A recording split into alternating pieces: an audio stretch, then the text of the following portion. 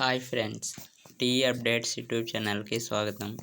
నేటి నుంచి ICET counselling ఇలాంటి అప్డేట్స్ కోసం ఛానల్ని సబ్స్క్రైబ్ చేసుకోండి.